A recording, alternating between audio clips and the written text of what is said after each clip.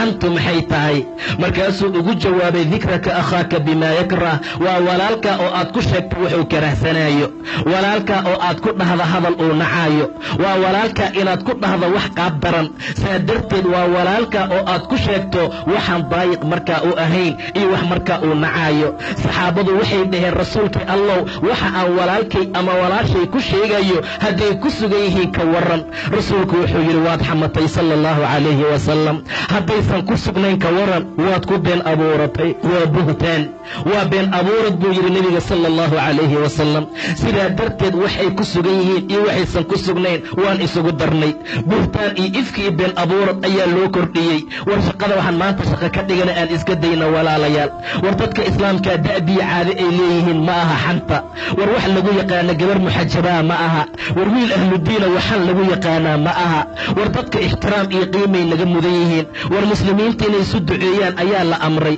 inay ceebaha isku qariyaan baa la amray qof allaala qofkii qof muslima ceebtiisa u qariya ilaahay baa adduuniya aakhira u qariya subxaana wa tacaala war qof allaala qofkii qof mu'min ah kurba ka fayda ilaahay baa ta qiyaamo ka fayda subxaana wa tacaala war qof walbaaba qofkii walaalkii danihiisa ka shaqeeya ilaahay baa dantiisa iyo xaajadiisa uga shaqeeya subxaana wa tacaala aadaabtana la baraya fiiriya wanaagga ilaahayna amraya fiiriya subxaana wa tacaala in allaala intaan walaalahayn xaajaadkooda iyo danahooda qaban lahayn waa dhibnay in allaala intaan imaani lahayn oo khayr iyo wanaag aan ku sheegi lahayn waan xamanaynaa in allaala intaan khayrkii wanaagga isu dardaarmi lahayn shartii xumaantaan isu dardaarmaynaa rasuulku haddaysan ku sugnayn waxaad ku sheegaysa waad ku been abuuratay buu yidhi waxaad la timid iftaro waxaad la timid buhtaan sidaa darteed dadka xaaladoodu ay sidaa tahay cadaab buu ilaahay u ballanqaaday waaladiina yu'duuna almu'miniina waalmu'minaat bigayri ma iktasabuu faqad ixtamaluu buhtaanan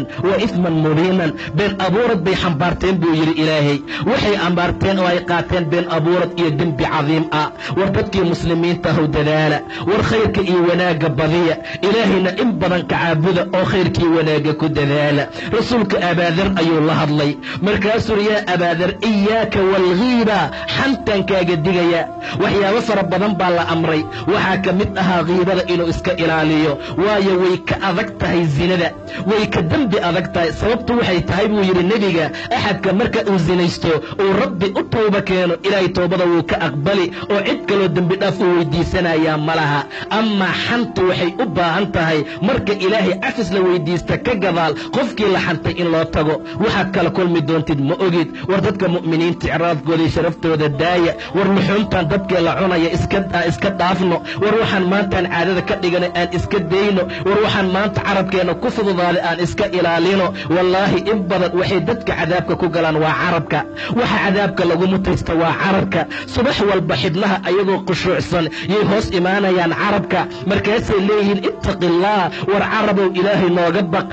adigaan ku nahay haddaad toosnaata waa toosnaanaynaa haddaad qalloocata waa qalloocnaanaynaa carabka dhibaato badan oo ba'an buu dadka ku hayaa war waa idinkala digayaa adi iyo xan war xan meel lagu haayo ha u dhowaanin